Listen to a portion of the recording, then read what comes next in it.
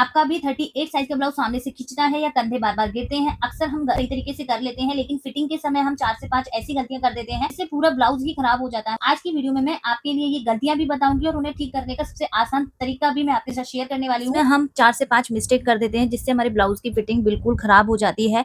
Tux की दूरी को हम कम ज्यादा कर देते हैं, आर्म होल की गोलाई जो होती है वो परफेक्ट नहीं बनती है, गला ड्रॉप होता है हमारा, या फिर साइड की फिटिंग में भी हमारी सीधी सिलाई नहीं आती है। ये सारे जो प्रॉब्लम होती है इनका आज मैं इस वीडियो में आपको सॉल्यूशन देने वाली हूँ। उस चार्ट देखेंगे और यहाँ पे हम थ्योरेटिकली समझेंगे। तो यहाँ मैंने मेजरमेंट लिया है, तो देखिए यहाँ मैंने एक बेसिक ड्रॉ कर लिया है। सबसे पहले जब भी हम फोटक्स ब्लाउज बनाते हैं तो फोटक्स हमारा ओपन साइड से हम उसको कट करते हैं, जो किनारी वाला पार्ट होता है ओपन साइड से होता है, फ्रंट में हमारे इसमें हुक होते हैं। अब आते हैं फ्रेंड्स सेकंड पॉइंट क्या है कि कभी भी आपको ऊपर से कपड़ा डायरेक्ट नहीं लेना है, आपको एक सीधी मार्किंग करनी है, जिससे जो एक्स्ट्रा फैब्रिक होता है वो आपका कटिंग में निकल जाता है।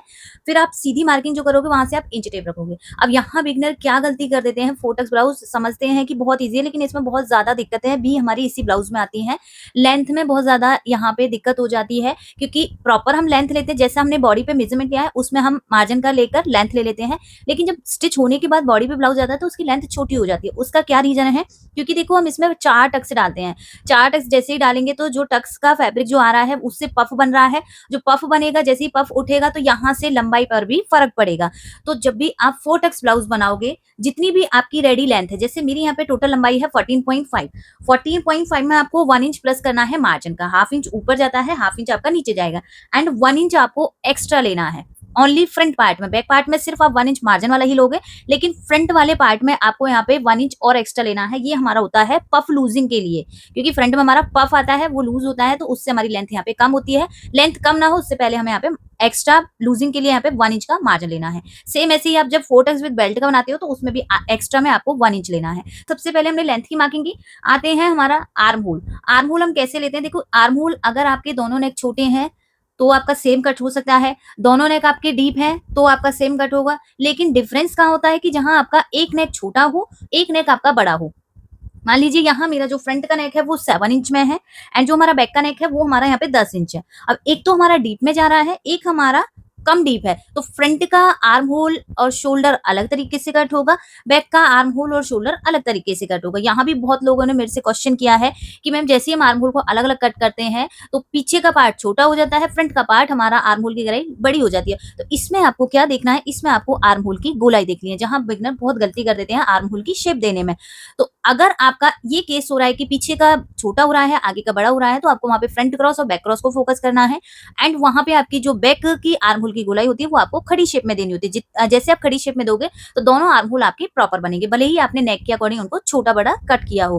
तो यहाँ हमारा जो मैं आपको फ्रंट पार्ट ही बता रही हूँ, क्योंकि बैक पार्ट बिल्कुल सिमिलर होता है हर एक ब्लाउज का। सबसे ज्यादा दिक्कत है हमें फ्रंट वाले पार्ट में आती है, और ये ब्लाउज का बेस होता है 4 टक्स ब्लाउज। ज्यादातर हम हैवी साइज में काफी ज्यादा गलतियां करते हैं, तो वो सारी गलतियां आज मैं आपको यहाँ पे समझाने वाली हूँ। तो यहाँ हमारा फ्रंट का नेक 7 इंच है, तो यहाँ मैंने आपको चार्ट शेयर कर रखे हैं, फिर भी हम यहाँ पे देखेंगे एक बार। तो देखो यहाँ हमारा नेक 7 इंच है, या तो आप पूरा पूरा यही चार्ट उठा लीजिए, आपको कुछ भी प्लस माइनस इसमें नहीं करना पड़ेगा। अगर आप यहाँ पे फॉर्मूला लगाओगे तो आपको ये फॉर्मूला उठाना पड़ेगा। यहाँ हमारा एक तरह से डीप नेक में जा रहा है, 5 इंच से नीचे ही है तो डीप नेक में है। साइज हमारा 38 है, तो चेस्ट डिवाइडेड बाय 6 प्लस आपको हाफ इंच करना। डायरेक्टली आप यहाँ से भी ले सकते हो, यहाँ हमारा साइज लिखे हुए हैं, हर एक साइज है, उसी के आगे आपको डीप नेक के भी मिलेंगे एंड उसी के आगे आपको बैक नेक मिलेंगे। तो यहाँ मेरा 38 साइज है, डीप नेक है, तो 6.8 हमारा यहाँ पे आर्म होल मिल गया है। तो यहाँ से मैंने 6.8 पर इस तरीके से इंच टेप को हमें सीधा रखना है, 6.8 पर आर्म होल की मार्किंग की है। यहाँ से हमारा एपेक्स पॉइंट, अब एपेक्स पॉइंट में भी काफी लोग गलती कर देते हैं, लेंथ की ऊपर नीचे करने पर भी जो हमारा पफ होता है उसका अच्छे से शेप नहीं बनती है। कई बार हमारा जो 38 साइज में हम टक्स लेते हैं, या तो उसको बहुत ज्यादा ऊपर कर देते हैं या उसको बहुत ज्यादा नीचे कर देते हैं। तो हमारा जो साइज है 38 साइज है, इसमें ज्यादातर जो हमारा बस्ट पॉइंट आता है वो 10 इंच या 10.5 इंच पर आता है। आप किसी भी बॉडी पर मेजर कर सकते हो, आप डमी पे चेक कर सकते हो, साइज के अकॉर्डिंग भी आप यहाँ पे निकाल सकते हो। तो ये भी आपको एक पॉइंट नोट डाउन करना चाहिए कि बस्ट पॉइंट आपको ना तो ज्यादा ऊपर लेना है ना ज्यादा आपको नीचे लेना है। ये सबसे पहली गलती होती है हमारे बिगनर्स की जब 4 टक्स ब्लाउज कट करते हैं, कि टक्स की जो लेंथ है उसको या तो बहुत ज्यादा ऊपर कर देते हैं, बहुत ज्यादा नीचे कर देते हैं। तो ये आपको एग्जैक्ट लेनी है। तो ये हमारा साइज 38 है, 10.5 इंच पे मैंने मार्क किया है, लेंथ मैंने आपको यहाँ पे बताई दी है। इस तरीके से मैंने यहाँ पे ये लाइनिंग ड्रॉ कर ली। अब इसकी साइज पर आते हैं। देखो वीवर ने कमेंट किया है स्पेशली कि मैम 38 साइज में ही मुझे 4 टक्स ब्लाउज सीखना है, मैंने कमेंट भी लगा दिया है। अगर देखो आपको साइज के अकॉर्डिंग सीखना है तो आपको कुछ भी लूजिंग वगैरह नहीं देखनी होती है। पहली बात, आप जब सिले हुए ब्लाउज से दूसरा ब्लाउज सिलते हो तो आपको लूजिंग नहीं डालनी होती है, या फिर आप रेंटल साइज पे बना रहे हो तो भी आपको कोई लूजिंग नहीं डालनी होती है। हाँ, अगर आपने बॉडी पर मेजरमेंट लिया है, बॉडी पर आपका अगर 38 आ रहा है तो उसमें आपको फिर लूजिंग के साथ में मार्किंग करनी पड़ेगी, वो भी फिर नेक को देखते हुए। तो यहाँ स्पेशली कमेंट है कि 38 साइज में है। अगर मैं मैंने विदाउट लूजिंग मार्किंग की है यहाँ पे, तो 38 का सिर्फ मैंने यहाँ पे फोर्थ मार्क करके 9.5 पे मार्क किया है। मार्जिन हम यहाँ पे जितना लेना चाहे उतना ले सकते हो। अगर आपको यहाँ पे 38 आपकी बॉडी पर साइज आया है तो आप यहाँ पे लूजिंग किस तरीके से लोगे। तो देखो हमारा नेक है यहाँ पे 7 इंच का, फ्रंट नेक है 7 इंच का। तो यहाँ देखेंगे 7 इंच का और ब्लाउज है हमारा, तो कितनी लूजिंग आएगी, हमारी लूजिंग आएगी इसमें 2 इंच की। 2 इंच लूजिंग करेंगे, 38 प्लस 2 करेंगे तो हमें मिलेगा 40 का हम सीधा सीधा यहाँ पे फोर्थ भाग करेंगे तो हमारा आ जाएगा यहाँ पे 10 इंच।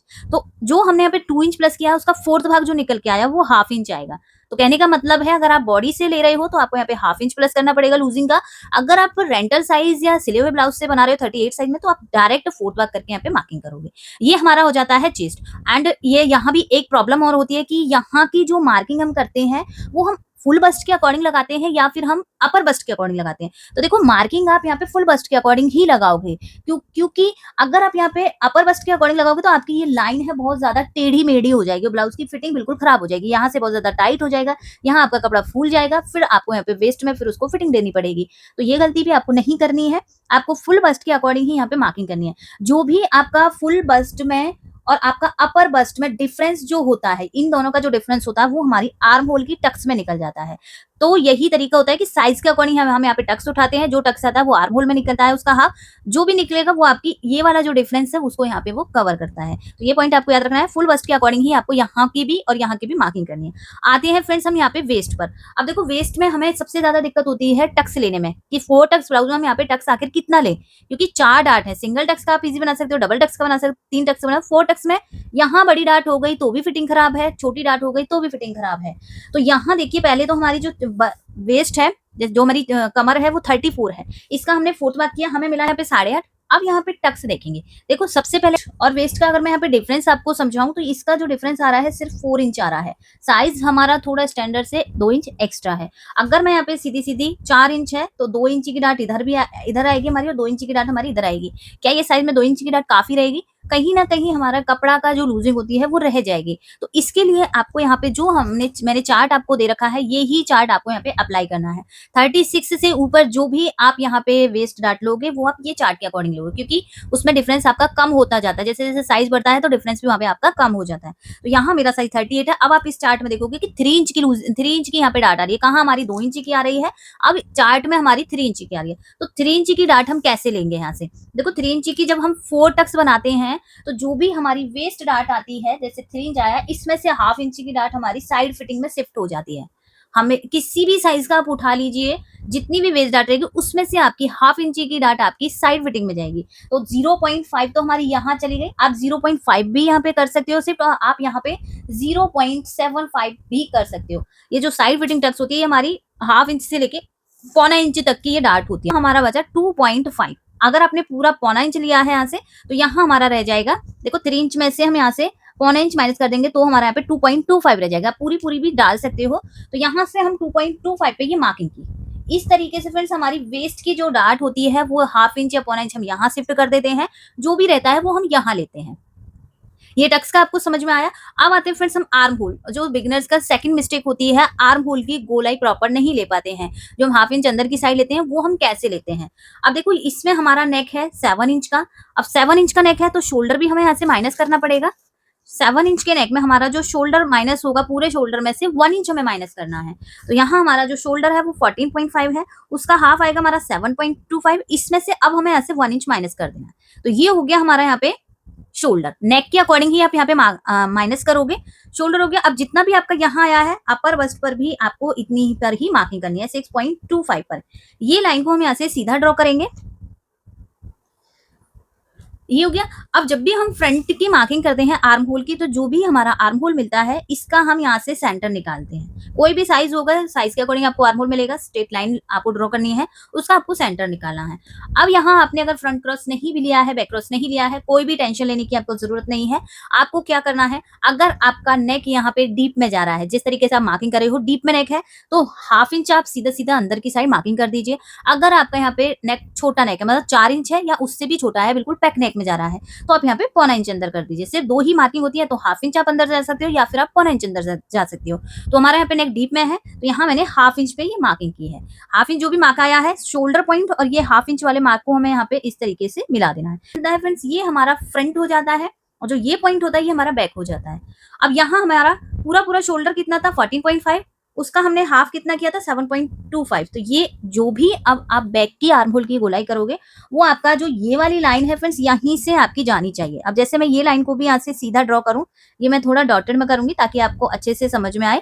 तो देखो यहाँ से मैंने ये डॉटेड में मार्किंग की है। फ्रेंच कर्व को भी अच्छे से सेट करना आना चाहिए। जब भी आप बैक वाले की मार्किंग करोगे आर्म होल की, तो बैक वाले की हमेशा आपकी फिटिंग पॉइंट से होती है। आपका आर्म होल फिटिंग पॉइंट पे सेट होना चाहिए। एक पॉइंट यहाँ, एक पॉइंट आपका ऊपर शोल्डर पॉइंट पर। जैसे ही हम इन दोनों पॉइंटों को मैच करते हैं फ्रेंड्स यहाँ से, तो आपका जो बैक आर्म होल होता है वो प्रॉपर बनता है। एक तरह से बोले तो हम खड़ी शेप में बनता है, जो कि हमें चाहिए। अगर हम नेक डिफरेंट नेक के अकॉर्डिंग लेते हैं तो एकदम हमारा प्रॉपर आता है। तो देखिए ये हमारा हो गया यहाँ से बैक वाला आर्म होल, मैंने खड़ी शेप दी है। फ्रंट का हम कैसे लेंगे, फ्रंट के लिए हमें ये पॉइंट को फोकस करना होता है, यहाँ पे ये पॉइंट करना होता है, और फिटिंग साइड से कम आपका यहाँ से 1.25 इंच 1 इंच तक अंदर से मार्किंग आनी चाहिए। फ्रंट की कभी आप फिटिंग से नहीं लोगे, अंदर से ही लोगे। तो यहाँ का पॉइंट हमने मैच किया, यहाँ का पॉइंट मैच किया और ऊपर का अपने आप ही मैच हो जाता है। ये हो जाएगी फ्रेंड्स यहाँ से हमारी फ्रंट वाली मार्किंग। तो ये हमारा प्रॉपर आर्म होल होता है। आर्म होल की गोलाई हम इस तरीके से देते हैं। अगर आप इस तरीके से दोगे तो कहीं भी रिंकल भी नहीं बनेगा, और आपके जो आर्म होल में झूल आने की प्रॉब्लम होती है वो भी आपकी यहाँ से बिल्कुल खत्म हो जाएगी। आपको सिर्फ ये ½ इंच पौना इंच वाले पॉइंट पर देखना है कि आप किस नेक के अकॉर्डिंग बना रहे हो, उस नेक के अकॉर्डिंग ही आपको मार्किंग करनी है। तो 2 पॉइंट यहाँ आपको क्लियर हो गए हैं। एक तो आपकी जो टक्स होती है उसकी लेंथ आपको प्रॉपर लेनी है, वेस्ट की टक्स आपको प्रॉपर लेनी है, शिफ्टिंग आपको करनी है। एंड जो दूसरी मिस्टेक होती है वो आपको आर्म होल वाली देखनी है कि आर्म होल की जो हम गोलाई देते हैं वो हम एक प्रॉपर तरीके से कैसे देंगे। अब आते हैं तीसरी जो मिस्टेक होती है, ये हमारा यहाँ से शोल्डर ड्रॉप होता है। बहुत कमेंट आए हुए हैं मेरे पास कि मैम हमारा शोल्डर ड्रॉप ही होता है, हमने सारे तरीके से कर लिया है, बिना डोरी का हमें चाहिए, फिर भी हमारा शोल्डर वहां से ड्रॉप होता है। देखो शोल्डर को कट करने के कई तरीके होते हैं। जब कुछ भी ना हो फिर हम फाइनल में उसमें डोरी ही अटैच करते हैं, लेकिन पहले हम कोशिश करते हैं कि पहले हमारा बिना डोरी के ही हमारा गला बन जाए। तो देखो मिस्टेक क्या क्या हम कर देते हैं, या तो हम नेक की चौड़ाई बहुत ज्यादा ले लेते हैं, उसमें हमारा शोल्डर तो हम माइनस कर रहे हैं लेकिन नेक की चौड़ाई को भी हम बढ़ा रहे हैं, तो वहां आपकी गड़बड़ होगी। एक तो आपने शोल्डर कम कर दिया, ऊपर से आप नेक की ब्रॉड भी कर रहे हो, तो शोल्डर पॉइंट पर तो खिंचेगा ही हमारा जो ब्लाउज है। अगर शोल्डर पे जा रहा है तो नेक भी हमारा ऑब्वियसली यहाँ पे डाउन में ही होगा। तो गला जब हमारा बड़ा होता है तभी मोस्टली ये प्रॉब्लम आती है कि जब डीप नेक रहेगा तभी हमारा यहाँ पे गला ड्रॉप होगा। तो इसके लिए आपको पहला पॉइंट क्या देखना है, मुझे 2.5 की लेनी है, तो हम 1 इंच प्लस करेंगे, ½ इंच हमारा इधर जाएगा, ½ इंच इधर, तो 3.5 पे मैंने मार्क किया, 3.5 पे मार्क किया। पहला तरीका क्या है फ्रेंड्स, जब भी आप डीप नेक बनाओगे दोनों साइड से, एक साइड को आप स्ट्रेट ले लीजिए, फ्रंट वाला पार्ट मान लीजिए आपने स्ट्रेट में कट किया है, तो बैक पार्ट आपको डाउन में ही कट करना पड़ेगा। अगर आपके शोल्डर वहां पे ड्रॉप होते ही हैं, भले ही वहां आपका नेक डीप रहेगा। अगर आपके शोल्डर एक साइड से ड्रॉप होता है तो फिर आपको क्या करना है, तो फिर आपको नेक साइड से डाउन करना है। ये भी बहुत बड़ा एक रीजन होता है कि किसी किसी के दोनों साइड से ही ड्रॉप ही होते हैं, भले ही डीप नेक हो भले ही शॉर्ट नेक हो, किसी किसी का एक साइड से ही जो शोल्डर होता है वो ड्रॉप होता है। तो जहां आपके दोनों साइड से ड्रॉप होंगे तो आपको बैक वाले को डाउन करना पड़ेगा, किधर साइड, शोल्डर, ये आर्म होल की साइड से, आर्म होल की साइड से आपको डाउन करना पड़ेगा। जब आपका एक साइड से ही ड्रॉप हो तो आपको नेक साइड से इस तरीके से इसको डाउन करना है। कितना डाउन करना है, सिर्फ 0.25। अगर आपने इधर साइड से ज्यादा भी डाउन कर दिया ना तो नेक में खिंचाव बन जाएगा, नेक ऊपर की साइड चढ़ने लगेगा, एंड फिर भी आपकी जो गले गिरने की समस्या है वो भी वहां पे नहीं रुकेगी। तो एक फिक्स पॉइंट होता है कि इसको आपको 0.25 तक ही गले की साइड से डाउन करना है। हाँ, अगर आपके दोनों साइड से ड्रॉप हो रहे हैं तो फिर आप जो आर्म होल साइड कर रहे हैं यहाँ से आप पौना इंच, ½ इंच तक इसको डाउन कर सकते हो। तो ये सबसे बड़ी समस्या होती है जब हमारा गला ड्रॉप होता है हमारा डीप नेक में, तो ये पॉइंट्स आपको ध्यान देने हैं। एंड जो एक और पॉइंट होता है कि बैक का जो भी शोल्डर रहेगा हमारा, उसको आपको पूरा पूरा कट कर देना होता है। कि आपका बैक का शोल्डर, आपने बैक नेक बहुत डीप में लिया है तो वहां आप ये वाला फॉर्मूला भी अप्लाई कर सकते हो। 1 से 4 इंच के में आप 1 इंच सिर्फ डाउन में जाओगे, 5 से 7 इंच के नेक में आप स्ट्रेट शोल्डर लोगे, 8 से 9 इंच के में आप 0.25 पूरा शोल्डर कट कर दोगे। मैं कौन सा वाला शोल्डर बोल रही हूँ, ये इस तरीके से आपको पूरा ही स्ट्रेट में कट कर देना। अगर आपने डाउन में ही अपना शोल्डर लिया है तो डाउन में ही आप उसको पूरा कट करोगे, आपने स्ट्रेट में लिया है तो आप पूरा उसको स्ट्रेट में ही कट करोगे। ये फॉर्मूला सिर्फ आपको बैक पार्ट पर अपनाना है, ये आपको फ्रंट में नहीं करना है, सिर्फ आपको बैक में करना है। तो ये होता है हमारा शोल्डर जब हमारे ड्रॉप होते हैं, जब नेक हमारा ड्रॉप होता है तो इस तरीके से आप कर सकते हो। टू एपेक्स की साइड से हमारा जो भी हम साइज का बना रहे हैं, यहाँ मैं 38 का बना रही हूँ, तो जो भी रहेगा हमारा साइज उसका सीधा हम 10वां पार्ट लेंगे। तो 3.8 पर हमें मार्किंग करनी है, 3.8 यहाँ 3.8 पे मार्क किया। जब भी आप 4 टक्स बनाओगे या प्रिंस कट बनाओगे, इन दोनों में आपको जो आपकी वेस्ट लाइन रहेगी, यहाँ आपको ½ इंच माइनस करके मार्किंग करनी है। ध्यान रखना है बराबर में नहीं लेना है, अदरवाइज आपका जो टक्स है वो आपका यहाँ पे ऊपर नीचे हो जाएगा, अच्छे से फिटिंग नहीं बनेगी। तो जितना भी हमने यहाँ लिया है इसमें से हम यहाँ नीचे की साइड ½ इंच माइनस करके मार्किंग करेंगे। तो ये मार्किंग हमारी यहाँ आ गई। ये लाइन को हम इस तरीके से ड्रॉ करेंगे। अब आते हैं फ्रेंड्स, ये टक्स हमने लिया था 2.25 का, क्योंकि 0.75 हमने शिफ्ट कर दिया तो यहाँ आएगा हमारा 2.25। यहाँ मार्किंग की, ये मार्किंग को हम इस तरीके से मिलाएंगे। अभी इसमें मैं आपको साइड फिटिंग भी हमारी टेढ़ी हो जाती है वो भी तरीका समझाऊंगी। तो ये 4 से 5 मिस्टेक होती है जो बिगनर्स करते हैं। ये वीडियो को देखो, आपके सारी प्रॉब्लम सॉल्व होने वाली है। तो देखो, एक हमारी टक्स आ गई वेस्ट वाली। आर्म होल की टक्स हम कैसे लेते हैं, जो भी हमारी वेस्ट होती है उसका हाफ जो भी आएगा, वेस्ट का हाफ हमारा जाता है आर्म होल में। तो यहाँ वेस्ट आई हमारी 2.25 की, इसका हम यहाँ से सिंपली हाफ करेंगे, हमें मिलेगा यहाँ पे 1 इंच में 1 पॉइंट ज्यादा। तो जो भी हमारी ये आर्म होल वाली लाइन है यहाँ पर हम सेट कर लेंगे। अब देखो, काफी लोगों का क्वेश्चन यहाँ ये भी रहेगा कि कभी तो हम यहाँ 1 इंच ले लेते हैं, कभी हम यहाँ पे 1.5 इंच ले लेते हैं, कभी 1.25 इंच ले लेते हैं। तो ये भी एक तरीके से निकलता है। फिर जितनी भी आपकी जिस भी साइज में आप बना रहे हो, जो भी टक्स आपका आएगा वेस्ट वाला, उसका हाफ सिंपल आपका आर्म होल में आ जाएगा। तो यहाँ मेरा आया है 1 इंच में 1 पॉइंट, इसको हम यहाँ मिलाएंगे जहां हमारा फ्रंट आर्म होल टच हो रहा है।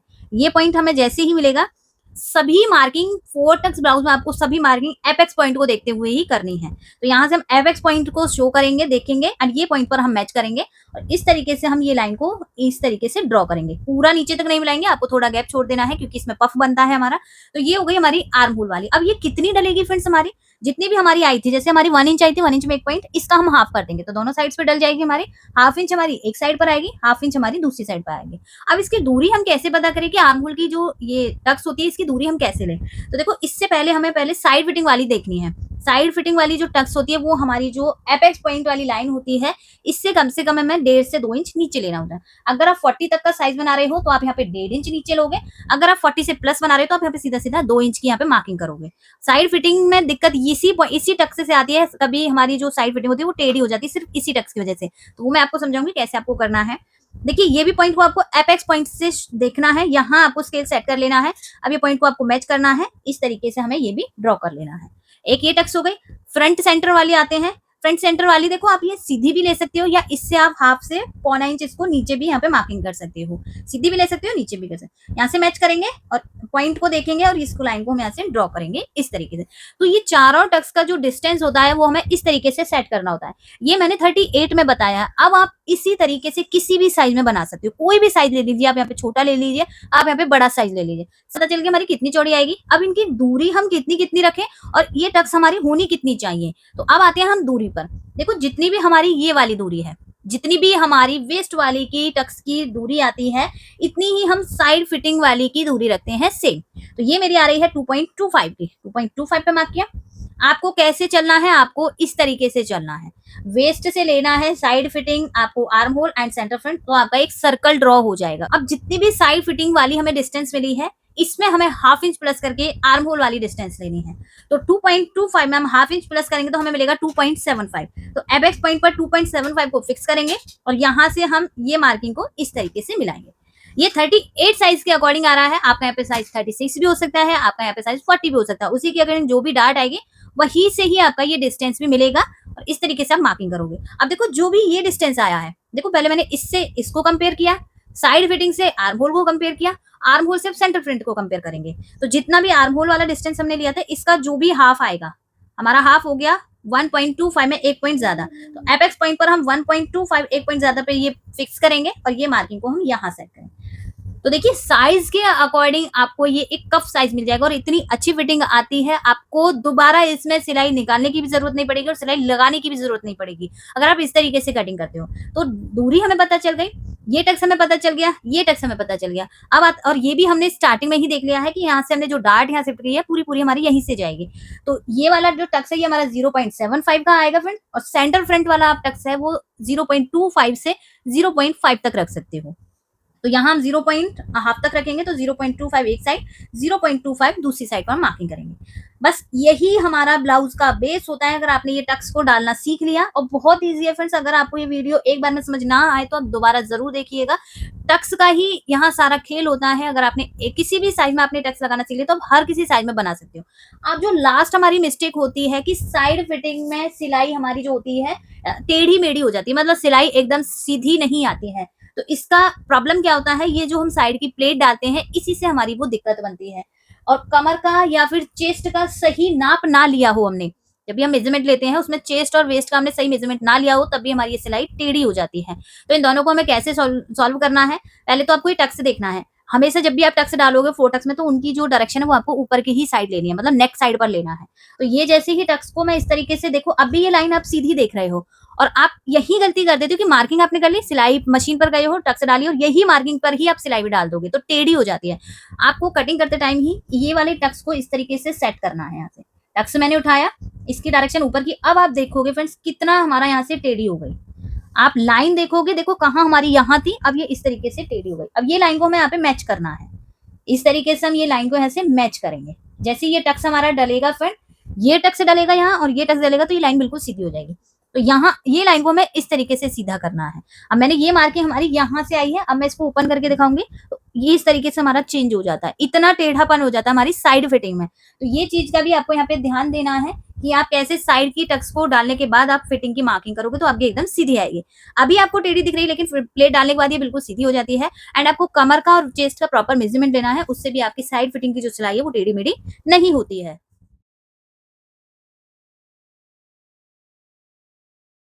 तो फ्रेंड्स ये थी हमारी आज की 38 साइन जो प्रॉब्लम्स होती है और उनका मैंने आपको प्रॉपर तरीके से सॉल्यूशन भी बताया है। अगर आपको ये तरीका अच्छा लगा हो तो वीडियो को लाइक जरूर करें। अगर आप पहली बार नीतू बुटीक फैशन पर आए हैं तो सिलाई सीखने के लिए ऐसे ही आसान वीडियोस के लिए चैनल को सब्सक्राइब करना ना भूलें।